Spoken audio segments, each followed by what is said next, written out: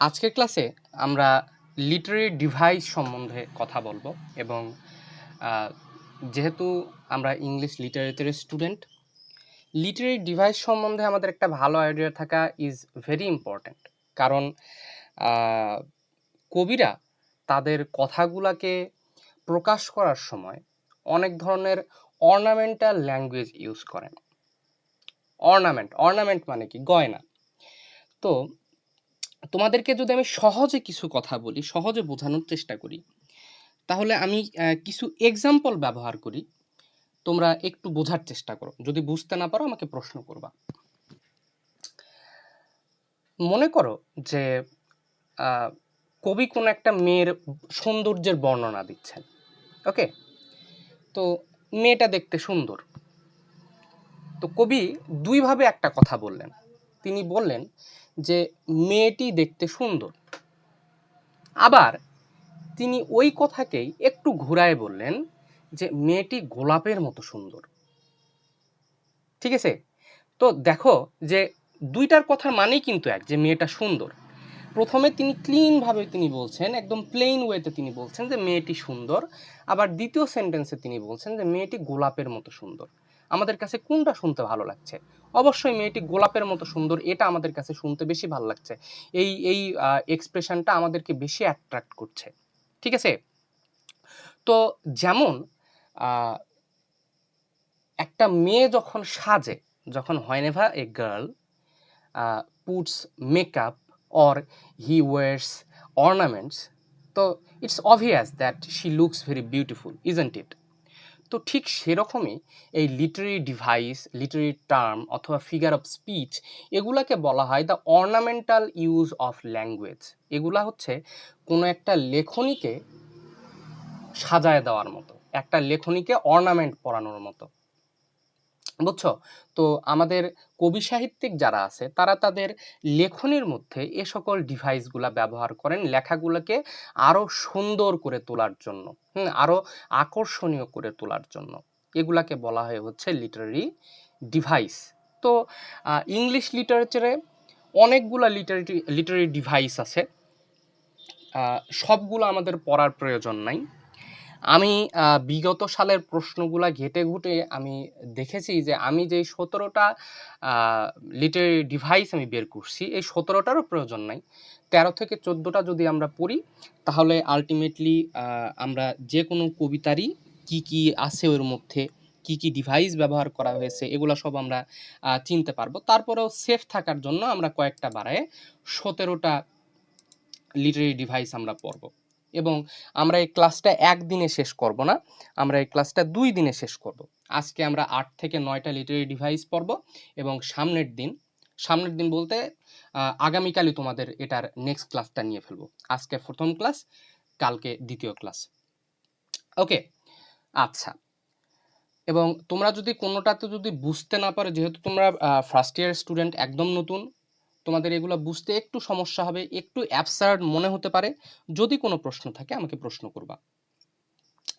ওকে, তো প্রথমে আমরা দেখি যে লিটারেরি ডিভাইসটা কি জিনিস। কিছুক্ষণ আগে তোমাদেরকে যে বললাম যে একটা তোমার লেখনীকে সুন্দরভাবে, আরো সুন্দরভাবে উপস্থাপন করার জন্য যে অলংকারগুলো ব্যবহার করা হয়। একটা মেয়ে যেরকম মনে করো যে মাথায় টিকলি, কানে দুল, বিভিন্ন কসমেটিক্স ব্যবহার করলে তাকে যেরকম সুন্দর লাগে, ঠিক সেরকমই একটা লেখনীর মধ্যে এই সকল লিটারেরি ডিভাইসগুলো ব্যবহার করলে সেই লেখনীটা আরও বেশি সুন্দর হয়। The beauty of those writing enhances whenever a poet uses this kind of literary devices. তো দেখি আমরা লিটারেরি ডিভাইসের মিনিংটা একটু আমরা পড়ে নিই। লিটারেরি ডিভাইসেস আর special techniques or tools that the writers use to make their writings more interesting, expressive and powerful. ওই যে বললাম যে একটা মেয়ে যখন মনে করো কানে দুল পড়ছে, মাথায় একটা টিকলি পড়ছে, তো এরকম একটা লেখাকে সুন্দর করার জন্য এই যে মনে করো সিমিলে একটা হচ্ছে মাথার টিকলি, মেটাফোর একটা হচ্ছে কানের দুল। তো এগুলা হচ্ছে লিটারি, এগুলো হচ্ছে টেকনিক অথবা tools. So this are tools. Literary devices আর special techniques or tools that the writer uses to make their writing more interesting. তাদের লেখাগুলোকে আরও ইন্টারেস্টিং, আরও এক্সপ্রেসিভ, আরও পাওয়ারফুল করার জন্য কিছু স্পেশাল টেকনিক তারা ইউজ করেন, কিছু স্পেশাল টুল তারা ইউজ করেন। Okay, instead of just stating facts plainly, writers use these tools to create picture in the reader's mind, add emotion, humor, rhythm or deeper meaning to their words. ওই যে বললাম একদম ক্লাসের শুরুর দিকে দুইটা সেন্টেন্স বলছিলাম, একটা হচ্ছে মেয়েটা সুন্দর, আর একটা বলছিলাম মেয়েটা গোলাপের মতো সুন্দর। তাহলে এই যে যদি কবিতা বলতে পারতো যে হ্যাঁ মেয়েটা সুন্দর, কিন্তু তার পরিবর্তে সে কি বলছে যে মেয়েটি গোলাপের মতো সুন্দর। একদম প্লেইনলি বলার চেয়ে তিনি এই যে গোলাপের মতো এই ওয়ার্ডটা যে তিনি ইউজ করলেন, এটা কি হলো যে এনহ্যান্স হয়ে গেল। তার যে সৌন্দর্যের প্রতি তিনি যে এমফাসিস দেওয়ার চেষ্টা করছেন, তিনি যে জোর দেওয়ার চেষ্টা করছেন যে না এই মেয়েটা খুবই সুন্দর, এই সৌন্দর্যটাকে ইমফাসিস দেওয়ার জন্য, হ্যাঁ এখানে আরও ইমোশন অ্যাড করার জন্য, এবং আমরা যারা রিডার আছি আমরা মনে মনে ওই মেয়েটার সৌন্দর্যকে আমরা ইমাজিন করতে পারবো, হ্যাঁ যেন আমরা একটা ছবি দেখছি। তো এই সকল আমরা ইমাজিন করতে পারবো এই কবির লেখনের মধ্য দিয়ে এবং এই লিটারি ডিভাইসগুলার ব্যবহারের মধ্যে দিয়ে। ওকে, simply put, literary devices are the tricks of a writer uses to make ordinary language more beautiful, meaningful and memorable like simile, metaphor, irony and imagery. তাহলে এক কথায় লিটারি ডিভাইস কি জিনিস? এটা এক ধরনের পদ্ধতি, ওয়ান কাইন্ড অফ ট্রিক, যেখানে অর্ডিনারি ল্যাঙ্গুয়েজগুলাও এই যে এই সকল সিমিলি, মেটাফোর, আইরনি, সিনোকডকি এগুলা যেগুলো আছে লিটারি ডিভাইসগুলো, এগুলোর মধ্যে দিয়ে আরও বেশি অর্ডিনারি ল্যাঙ্গুয়েজ মোর বিউটিফুল, আর অনেক বেশি সুন্দর, অনেক বেশি মিনিংফুল এবং অনেক বেশি মেমোরেবল আমাদের কাছে মনে হবে।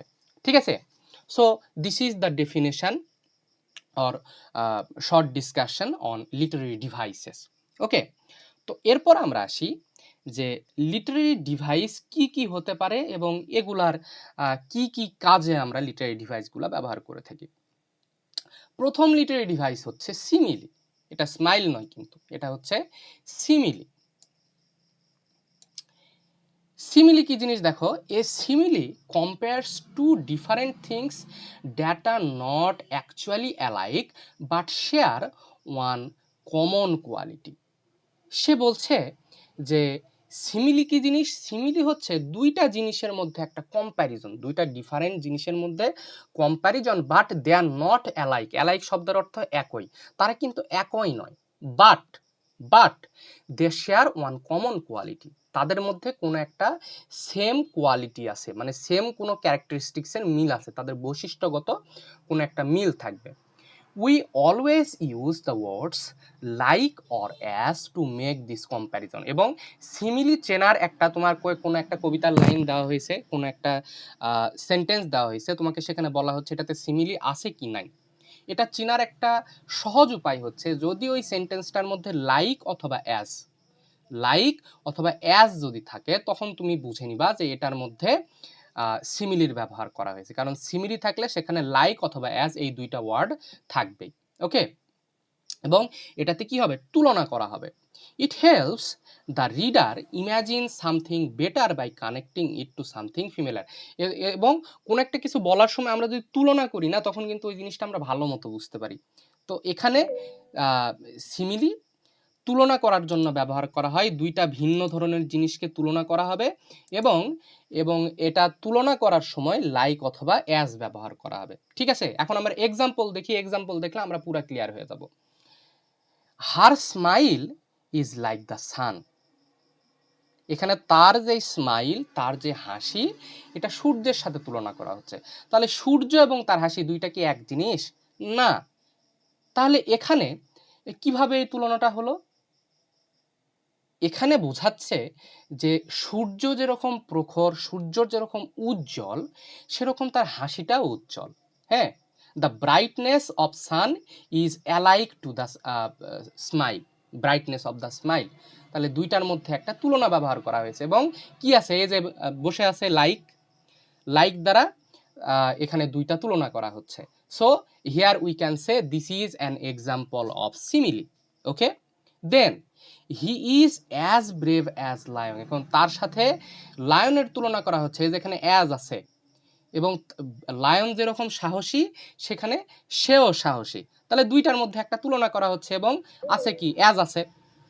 তাহলে এক কথায় যদি তুলনা করা হয়, এক কথায় দুইটা জিনিসের মধ্যে যদি তুলনা করা হয় এবং সেখানে যদি লাইক অথবা অ্যাজ আমরা দেখতে পাই, তখন সেটা হয়ে যায় হচ্ছে সিমিলি।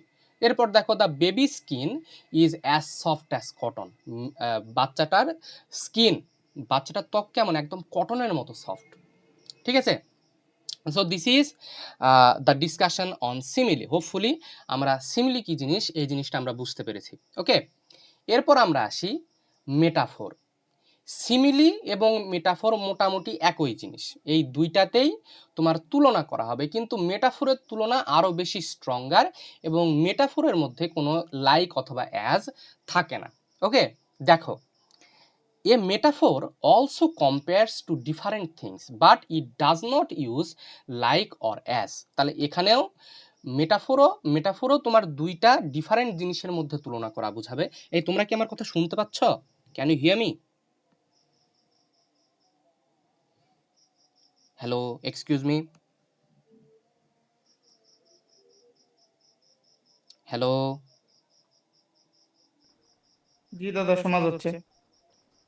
ওকে, তো এখানে মেটাফোর কি করবে, মেটাফোরও দুইটা জিনিসের মধ্যে, দুইটা ডিফারেন্ট জিনিসের মধ্যে তুলনা হবে, কিন্তু এখানে কোনো লাইক অথবা অ্যাস থাকবে না। Instead it says one thing is the other thing directly as if they are the same. এখানে দুইটা জিনিসকে একইভাবে তুলনা করা হবে, বলা হবে যে এই জিনিসটা হচ্ছে এই জিনিস। যেমন টাইম ইজ মানি, টাকাই হচ্ছে সময় হচ্ছে টাকা, টাইম ইজ মানি। এখানে ডিরেক্টলি কম্পেয়ার করা হচ্ছে টাকা এবং সময়ের মধ্যে দিয়ে, এখানে কোনো লাইক অথবা অ্যাজ ব্যবহার করা হয়েছে হয়নি।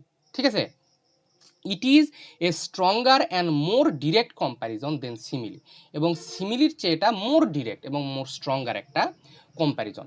যদি মানে অত কিছু যদি না বুঝতেও চাও, জাস্ট দেখবা যে কোনো তুলনা করা হচ্ছে কিনা, এবং তুলনা করার মধ্যে যদি লাইক অথবা অ্যাজ থাকে তখন বুঝে নিবে এটা হচ্ছে সিমিলি, যদি লাইক অথবা অ্যাজ যদি না থাকে তখন সেটা হয়ে যায় হলো metaphor. The world is a stage, পুরা পৃথিবী একটা রঙ্গমঞ্চ, এটা পুরা পৃথিবীকে রঙ্গমঞ্চ হিসাবে তুলনা করা হচ্ছে। So this is a metaphor, এখানে কোনো লাইক অথবা অ্যাজ ব্যবহার করা হয় নাই। আবার হার আইস আর স্টার্স, তার চোখগুলা কেমন, তার চোখগুলা হচ্ছে তারার মতো। Okay, so this is metaphor. Okay, simile and metaphor. If you guys have any question on simile and metaphor then ask me.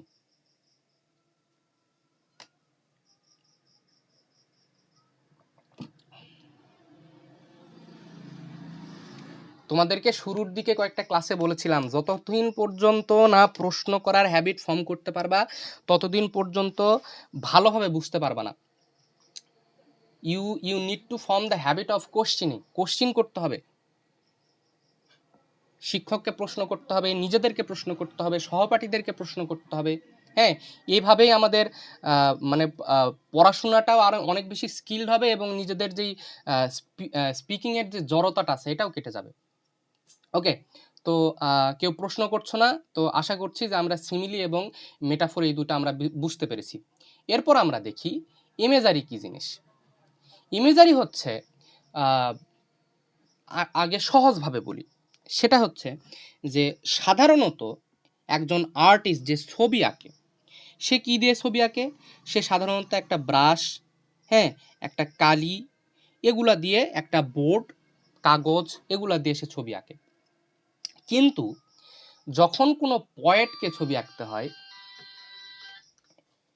যখন এক সেকেন্ড,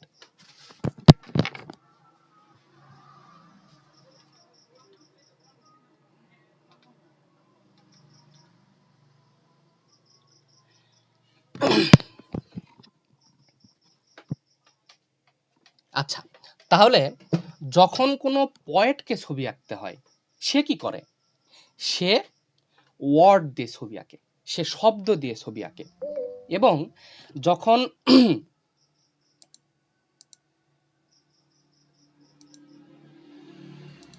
সে শব্দ দিয়ে ছবি আঁকবে এবং একজন তোমার পেইন্টার যখন ছবি আঁকবে সেই ছবিটা আমরা চোখ দিয়ে দেখতে পারবো, মানে আমাদের চোখ দিয়ে আমরা দেখতে পারবো, কিন্তু যখন কোনো লেখক ছবি আঁকবে ওটা কিন্তু আমরা চোখ দিয়ে দেখতে পারবো না, ওটা আমাদেরকে অনুভব করতে হবে, ঠিক আছে?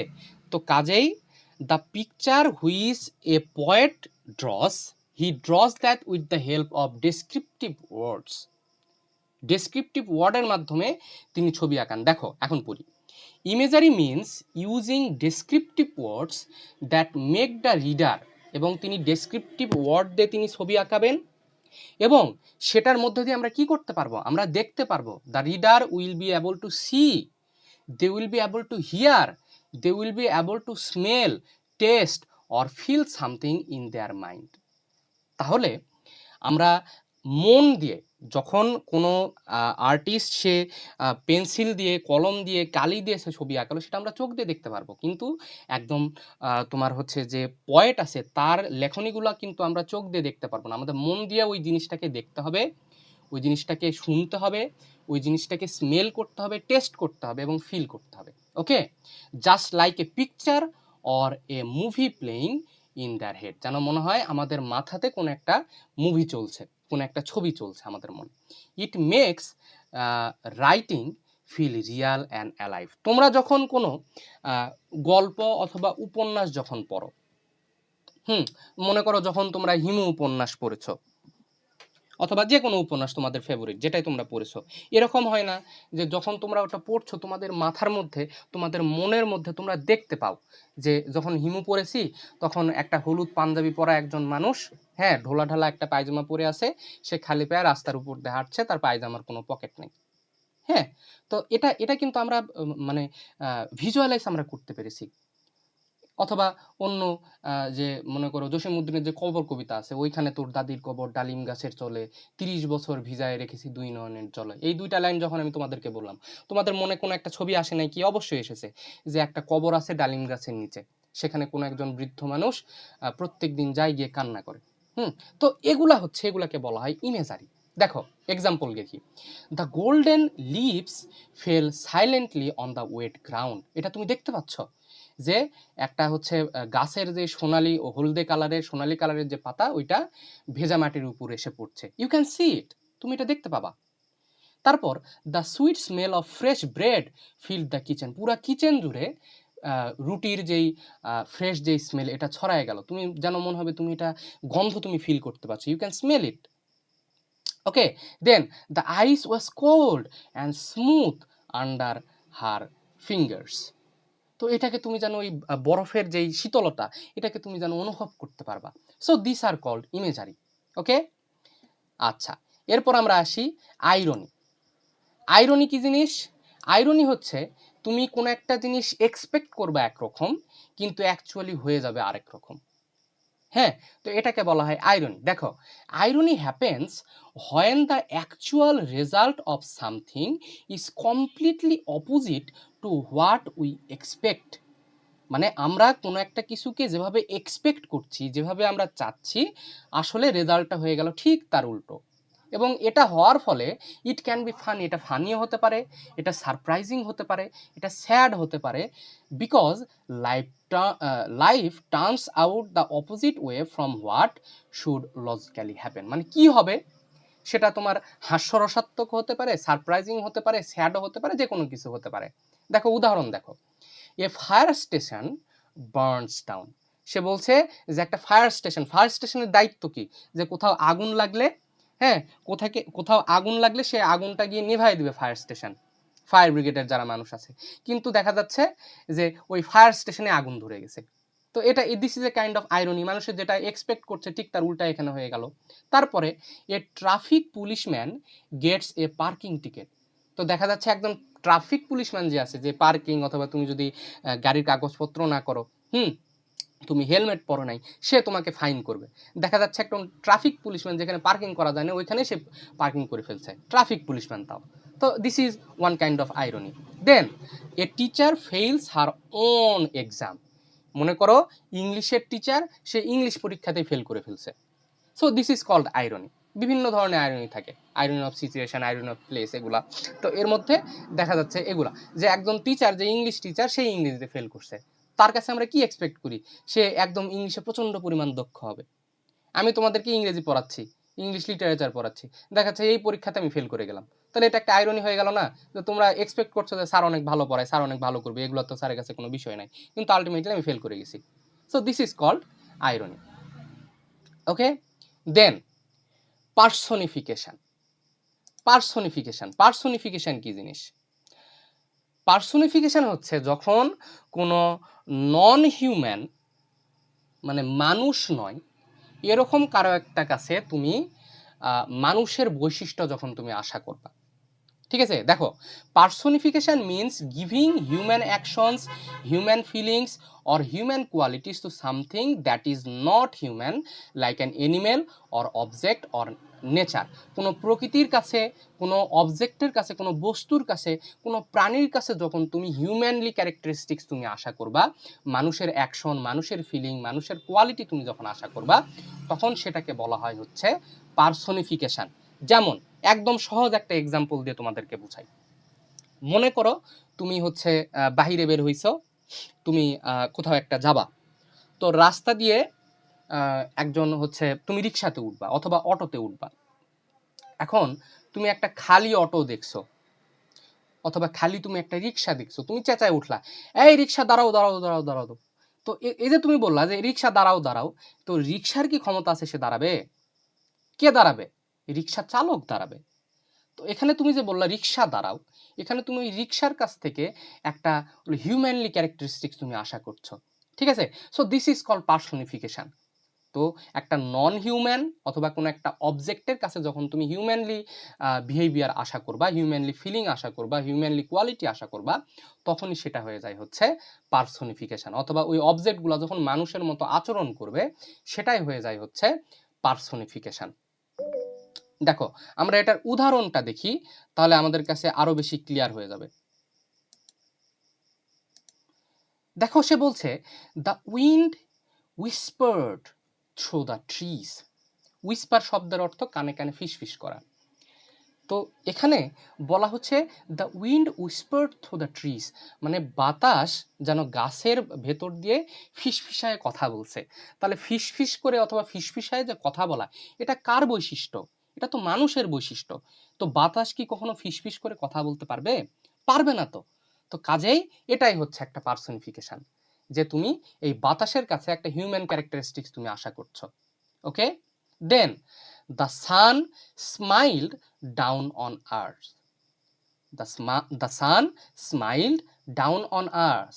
তুমি একদম গ্রীষ্মের দুপুরে তুমি রাস্তা দিয়ে হাঁটছো, তুমি অথবা তোমার ফ্রেন্ডরা মিলে রাস্তা দিয়ে হাঁটছো, প্রচণ্ড পরিমাণ গরম, প্রচণ্ড পরিমাণ রোদ, হ্যাঁ, তখন তুমি বললা যে হচ্ছে সূর্য তো দেখে, আমাকে দেখে তো প্রচুর পরিমাণ হাসি দিচ্ছে রে।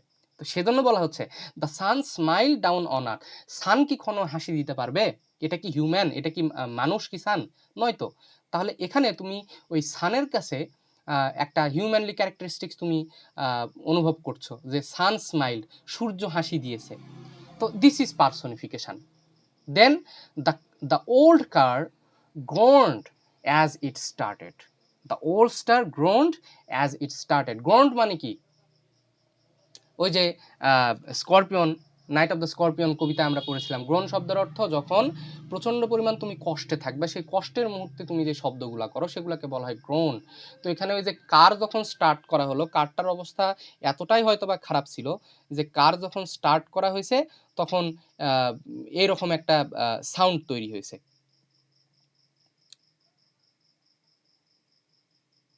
এক মিনিট একটু।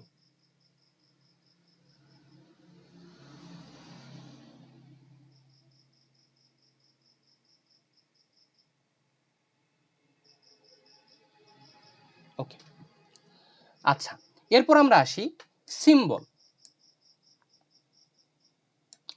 সিম্বল কি জিনিস? সিম্বল হচ্ছে যখন কোনো একটা ওয়ার্ড অন্য কোনো কিছু একটাকে রিপ্রেজেন্ট করবে। ঠিক আছে, অন্য কোনো কিছুকে রিপ্রেজেন্ট করবে। দেখো, a symbol is an object, person or place that stands for a bigger idea or meaning beyond it's normal literal meaning, মানে এটার শাব্দিক অর্থের চেয়েও যখন ওইটার কোনো একটা ডিপ মিনিং থাকবে, হ্যাঁ, যখন তার ডিপ কোনো একটা মিনিং থাকবে তখন সেটাকে বলা হয় হলো symbol. Writers use symbol so readers can understand deep ideas through simple familiar things. সেটা কীরকম দেখো, যেরকম ডাব, ডাব কিসের প্রতীক? এই সিম্বল মানে হচ্ছে প্রতীক। ডাব কিসের প্রতীক? ডাব হচ্ছে শান্তির প্রতীক, পিসের প্রতীক। রেড রোজ, রেড রোজ কিসের প্রতীক? রেড রোজ হচ্ছে ভালোবাসার প্রতীক। এ ফ্ল্যাগ, ফ্ল্যাগ কিসের প্রতীক? ফ্ল্যাগ হচ্ছে স্বাধীনতা অথবা একটা দেশের প্রতীক। ঠিক আছে, তো এই রকম এগুলা হচ্ছে প্রতীকী রূপ। যেরকম অন্ধকার, অন্ধকার হচ্ছে তোমার শয়তানের প্রতীক, এভিলের প্রতীক। হ্যাঁ,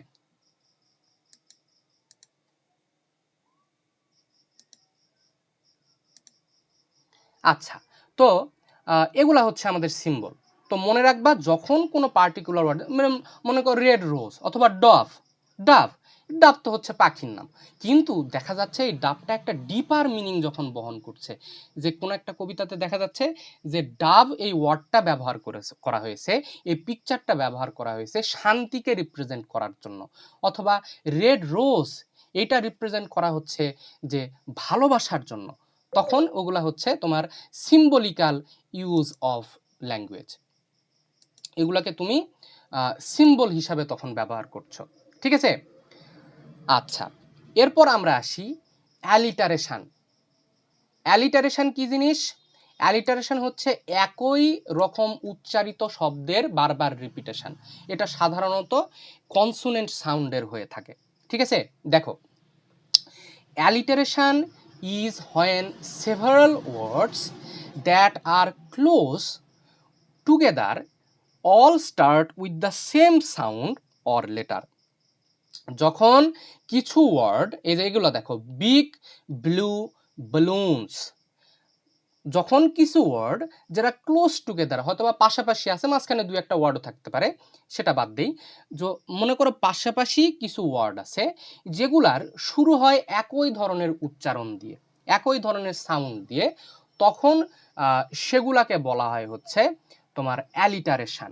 ইট make sentences catchy, musical and fun to say out loud, often used in poems, tongue twisters and titles. সাধারণত এই যে অ্যালিটারেশনগুলো কোথায় ব্যবহার করা হয়? সাধারণত এগুলো কবিতার মধ্যে ব্যবহার করা হয়, টাং টুইস্টারের ক্ষেত্রে ব্যবহার করা হয়, যেগুলো বলতে আমাদের প্রবলেম হয় আর কি, বারোহারি রাবড়ি, বড় বাড়াবাড়ি, এই টাইপের টাং টুইস্টারের ক্ষেত্রে ব্যবহার করা হয়। শি সেলস অন দ্য শোর, এই টাইপের। টাং টুইস্টার এবং টাইটেল, কোনো একটা কিছু টাইটেল অনেক বেশি ইন্টারেস্টিং করার জন্য, অনেক বেশি ক্যাচি করার জন্য এই অ্যালিটারেশনগুলো ব্যবহার করা হয়। দেখো, bleak, big blue balloons, big blue balloons, তিনটা ওয়ার্ড আছে এবং তিনটার দেখো শুরুর দিকে সবগুলোর উচ্চারণ মোটামুটি একই, big blue balloons. She sells she shells, she sells she shells, দেখো উচ্চারণ মোটামুটি এক। Then Peter piper picked, Peter piper picked. So দেখো প্রত্যেকটার মধ্যে কিন্তু পাশাপাশি যে ওয়ার্ডগুলো বসে আছে তাদের কিন্তু উচ্চারণগত আমরা একটা মিল এখানে লক্ষ্য করছি। ঠিক আছে, so this are called alliteration. Alliteration, এখন অ্যালিটারেশনের সাথে মিল রেখে আরেকটা ইয়ে আছে, সেটাকে বলা হয় হচ্ছে অ্যাজোনেন্স। অ্যালিটারেশন, অ্যাজোনেন্স, এই দুইটার মধ্যে কিন্তু আমাদেরকে হচ্ছে মানে একটু গরমিল হয় আমাদের, এটা মনে রাখতে হবে যে অ্যালিটারেশন অ্যান্ড অ্যাজোনেন্স। অ্যালিটারেশন সাধারণত এগুলোর মধ্যে হয়ে থাকে যে পাশাপাশি থাকবে, তাদের মধ্যে উচ্চারণগত মিল থাকবে, এবং মেইনলি এটার ভিন্নতাও আছে, যাই হোক, মেইনলি ওগুলা কনসোনেন্ট সাউন্ডের হয়ে থাকে। এখন অ্যাজোনেন্স কি জিনিস? অ্যাজোনেন্স হচ্ছে, assonance is the repetition of the same vowel sound inside near by words, but the words do not need to start with that sound, the sound just needs to repeat somewhere inside them. এটা হচ্ছে তোমার কোনো একটা লাইনের মধ্যে vowel সাউন্ডের, same vowel সাউন্ডের যে রিপিটেশন, সেটাকে বলা হয় হচ্ছে অ্যাজোনেন্স। দেখো, এবং এগুলা কিন্তু গুরুত্বপূর্ণ নয় যে একই ধরনের উচ্চারণ দিয়ে শুরু হতে হবে, এরকম হওয়ার দরকার নেই, কিন্তু ওই একই যে ভাওয়েল সাউন্ডগুলো আছে এগুলার রিপিটেশন থাকতে হবে। দেখো, the rain in Spain, rain, দেখো এ রিপিটেশন আছে, এ, আই রিপিটেশন আছে, I, the rain in Spain. Okay, then try to light the kite, try to light the kite, এবং এইখানেও দেখো আমরা কিন্তু এই যে রিপিটেশন, আয়ের রিপিটেশন আছে, দিস আর কল্ড অ্যাজোনেন্স। ওকে, 8টা পড়ায় ফেললাম, আরেকটা পড়াই, হাইপারবোল পড়াই। হাইপারবোল, এখন হাইপারবোল কি জিনিস, এগুলা কিন্তু তোমাদের জন্য প্রচণ্ড গুরুত্বপূর্ণ। তোমরা যারা একদম নিউ ফার্স্ট ইয়ার হয়তো বা বুঝতে পারছো না এটার গুরুত্ব, রিডিং স্কিলে তোমাকে একটা কবিতা দেওয়া হবে এবং ওই কবিতার মধ্যে তোমাকে বলা হবে যে find out the literary devices or figures of speech used in the poem. তখন তোমাকে ওই পুরাটা কবিতা পড়ে ওই কবিতার মধ্যে এই যে যে লিটারি ডিভাইসগুলো তোমাদেরকে দিয়েছি, হ্যাঁ, এগুলো তোমাকে খুঁজে খুঁজে বের করতে হবে। দেখো এখানে তোমাদেরকে কিন্তু ক্যারেক্টারিস্টিক্সও দিলাম, উদাহরণই দিলাম, জাস্ট তোমাকে বুঝতে হবে এখন যে হ্যাঁ কোনটার দ্বারা কি বোঝাচ্ছে। এবং যদি এগুলো না বোঝো পরীক্ষায় কিন্তু গিয়ে দেখো 50 মার্ক একদম পুরো হাতছাড়া হয়ে যাবে। দেখো হাইপারবোল, হাইপারবোল শব্দের অর্থ হচ্ছে অত্যুক্তি। সহজভাবে বুঝাই, মনে করো যে আমরা তো মোটামুটি সবাই আলসা টাইপের, হ্যাঁ, তো মনে করো ছেলে অথবা মেয়েদের মধ্যে যারা আছো তুমি প্রচণ্ড পরিমাণ আলসা, তো তোমার মা তোমাকে ডাকছে, হয়তো বা 4-5 বার ডাকছে যে এই তাসনিম শোনো শোনো শোনো, এই তাসনিম শোনো, 4-5 বার হয়তো বা তাসনিমকে ডাকছে। এখন ডাকার পরে মা গেছে খেপে, হ্যাঁ, একদম মায়ের মাথা পুরা গরম হয়ে গেছে। এখন মা একদম পুরা ঝাঁটা হাতে ঘরের মধ্যে চলে আসছে, এসে এখন বলতেছে তোকে 10,000 বার ডাকছি, তোকে 1000 বার ডাকছি, তুই শুনিস নাই। তো মা কি আসলে 1000 বার ডাকছে? যদি 1000 বার ডাকতো তাহলে কি বাড়িতে আর জায়গা থাকতো আমার? থাকতো না তো তাসনিমের, একদম পুরা ভাগায় দিত। কিন্তু এই যে মা যে সে যে ডাকছে বেশ কয়েকবার এবং সে যে বিরক্ত হয়ে গেছে, তার এই বিরক্তির বহিঃপ্রকাশের কারণে সে কি বলল যে তোকে তো 1000 বার ডাকছি রে, তোকে 1000 বার ডাকছি তাও তোর কানে শব্দ যায় না। তাহলে এই যে সে বলল অত্যুক্তিতে ব্যবহার করলো, এই যে দেখো hyperbole is a huge unrealistic exaggeration, unrealistic, যেটা রিয়ালিস্টিক হবেই না। মা কখনো তোমাকে 1000 বার ডাকবে একদিনের মধ্যে? আনরিয়ালিস্টিক এক্সাজারেশন, অত্যুক্তি, use to express strong feelings or make a point more dramatic. Strong feeling, এই যে মা যে রাগ করছে, মা যে খেপে গেছে, এই স্ট্রং ফিলিংটা তিনি বোঝানোর চেষ্টা করছেন। Or make a point more dramatic, এই যে সে মা যে তোমাকে ডাকছে এটাকে আরও প্রচুরভাবে ড্রামাটিক করার জন্য তিনি এই যে এই মানে এই হাইপারবোলটা তিনি ব্যবহার করছেন, যে তোকে আমি 1000 বার ডাকলাম তাও তুই শুনিস না, কি করিস তুই, হ্যাঁ। Nobody is actually believes it's true, এবং কেউ কিন্তু বিশ্বাস করবে না যে এটা আসলেই সত্য, যে 1000 বার মা ডাকছে, এটা কি কেউ বিশ্বাস করবে? কেউ বিশ্বাস করবে না। কিন্তু it just used for effect, used for humour or emphasis. Emphasis শব্দের অর্থ জোর দেওয়া। এই যে মা তোমাকে যে ডাকছে, এই ডাকের বিষয়টাকে জোর দেওয়ার জন্য তিনি এই এক্সপ্রেশনটা তিনি ব্যবহার করছেন, তোকে আমি 1000 বার ডাকছি তাও তুই শুনতে পাস না। So this is called hyperbole. আশা করছি আমরা বুঝতে পেরেছি। তাও আমরা এক্সাম্পলগুলো কয়েকটা পড়ি, দেখো সে বলছে যে I am so hungry, I am so hungry I could it A horse, মানে আমি এত পরিমাণ ক্ষুধার্ত যেন আমাকে যদি একটা ঘোড়া দেওয়া হয় আমি ঘোড়াই খেয়ে ফেলবো। তো এখানে কি সে আসলে ঘোড়া খেতে পারবে? পারবে না। কি তাহলে এটা কেন সে এই মানে এই এক্সপ্রেশনটা সে ব্যবহার করলো, হাইপারবোল কেন ব্যবহার করলো?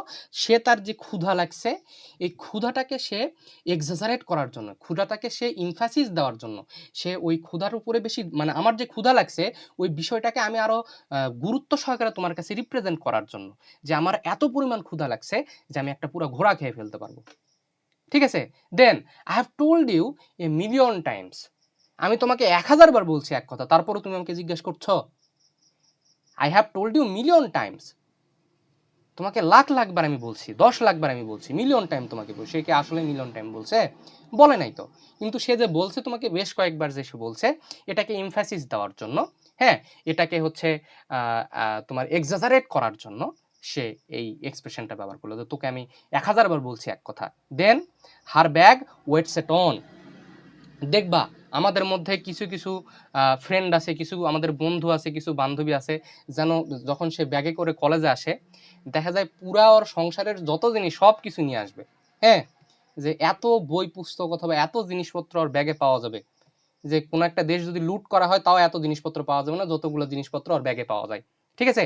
তো এই যে যে তার মানে এটাই আমি এই যে এক্সাজারেট করার জন্য এই কথাটা বললাম যে আসলে কি এত জিনিস থাকে, কিন্তু তার ব্যাগে এত পরিমাণ জিনিস থাকে যে নর্মালের তুলনায় এত জিনিসপত্রগুলো তার ইয়েতে থাকে, তার ব্যাগে থাকে, যে সে কারণে বলা হচ্ছে হার ব্যাগ ওয়েটস এ টন, তার ব্যাগের ওজন যেন 1 টন ওজন।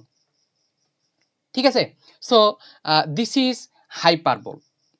এবং আজকের ক্লাসে আমি এই যে 9টা পয়েন্ট আছে এই 9টা পড়ালাম, সামনের দিন আর 8টা পয়েন্ট পড়ায় এই ফিগার অফ স্পিচ অথবা লিটারেরি ডিভাইস অথবা লিটারেরি টার্ম যেটাই বলো এটার ক্লাস আমি কালকে শেষ করে ফেলবো।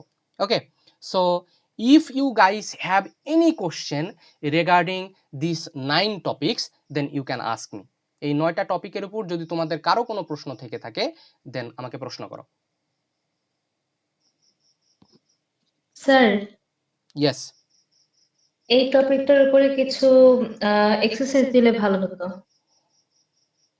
এই টপিকের উপর আমাদের একটা হ্যাঁ রিডিং স্কিলে যে ধরনের কোশ্চেন থাকবে এরকম কিছু কোশ্চেন আমাদের প্র্যাকটিস করলে খুবই ভালো হতো, আপনি যদি রেডি করে দিতেন। তুমি কি আমার আগের ক্লাসগুলো করেছো? জি জি। আচ্ছা, দেখবা যে প্রত্যেকটা যে স্কিলের পয়েন্ট, ক্লাস পাইনি। সরি, আমি শুধু ইন্ট্রোডাকশন টু প্রোজ এর ক্লাসগুলো করেছি, এর আগের ক্লাসগুলো আমি করিনি। আচ্ছা তুমি কি নিউ ফার্স্ট ইয়ার? হ্যাঁ হ্যাঁ। আচ্ছা, তোমাদের আমার যে ইউটিউব চ্যানেলটা আছে ওইটাতে গিয়ে দেখবা যে introduction to poetry line by line explanation একটা প্লেলিস্ট আছে। ওইখানে যতগুলা কবিতা আছে সবগুলা কবিতার শেষে, কবিতার পরে ওই কবিতার ফিগার অফ স্পিচ থেকে শুরু করে তোমার টোন, থিম, এই সবগুলা ডিসকাস করা, এবং প্রত্যেকটাতে এই যে কোনটার মধ্যে কি কি এই যে লিটারারি ডিভাইসগুলো আছে সবগুলো আমি বলেই দিয়েছি। হ্যাঁ, ওগুলা জাস্ট একবার চোখ বুলাই নিবা, আর তারপরও আমি এই নোটগুলা যেগুলো প্রিভিয়াসলি দিয়েছি ওইগুলো আবার আমি শেয়ার করে দেবো। ওকে, জি না স্যার, আমি এটা বলিনি।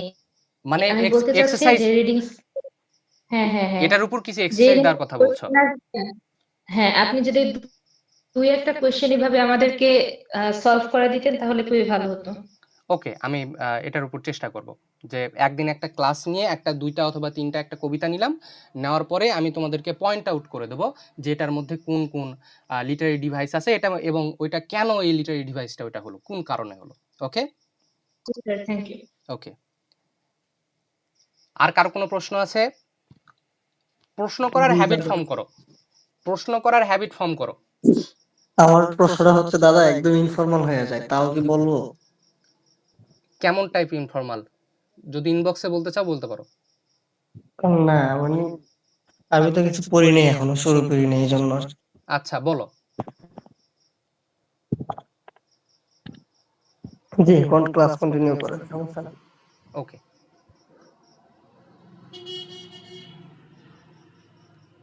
যারা একদমই কোনো পড়াশোনা শুরু করা নাই তারা আমার এই লিটারারি ডিভাইসের যে ক্লাসটা আছে এটা দিয়ে শুরু করতে পারো, এবং তারপরে একদম দাদা আসলে আমি তো পেইডে ভর্তি হইছি, আমার আর প্যারা নাই, এখন থেকে শুরু করবো ভালো করে।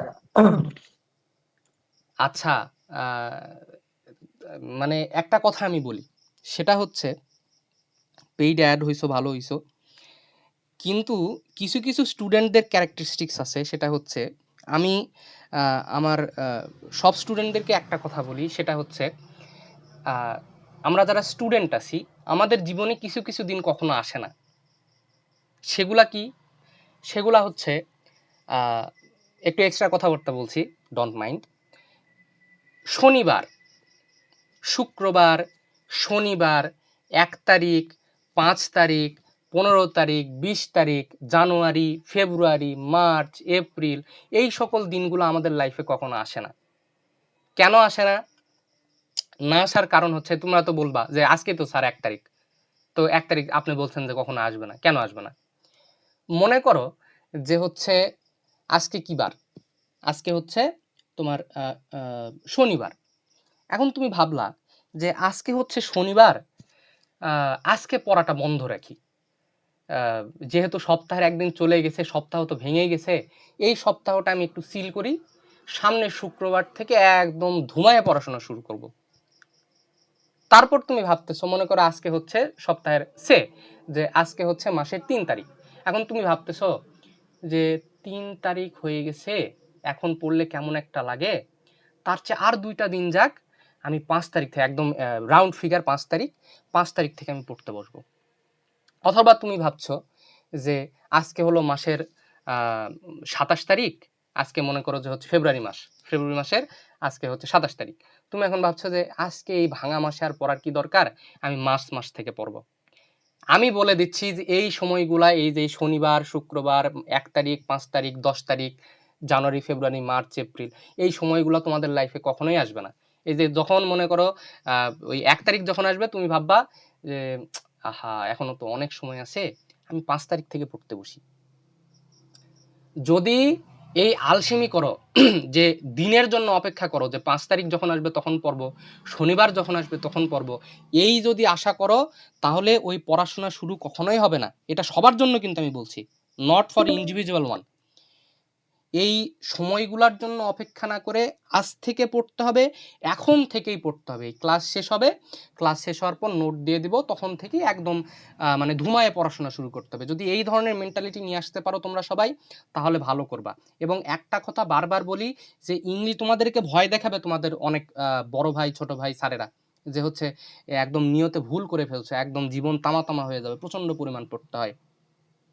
ভাই আমি পড়াশোনা করছি, মোটামুটি বেশ ভালো একটা রেজাল্ট নিয়ে পাস করছি, 3.23 আমার রেজাল্ট ছিল।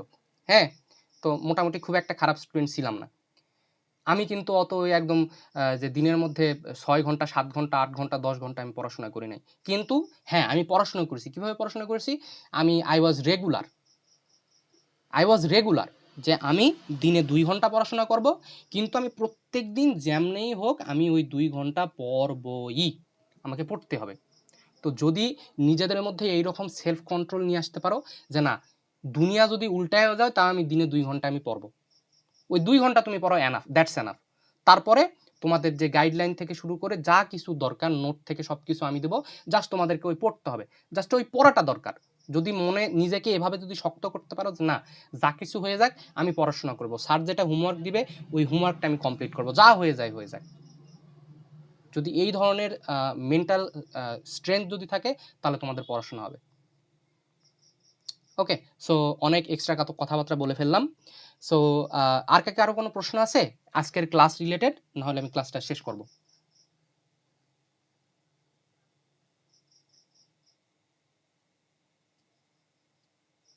ওকে, so none of you are responding, then I guess none of you have any problem too. Thank you very much. তোমাদের সাথে আগামী ক্লাসে এটার পরবর্তী অংশ নিয়ে দেখা হচ্ছে। Thank you very much.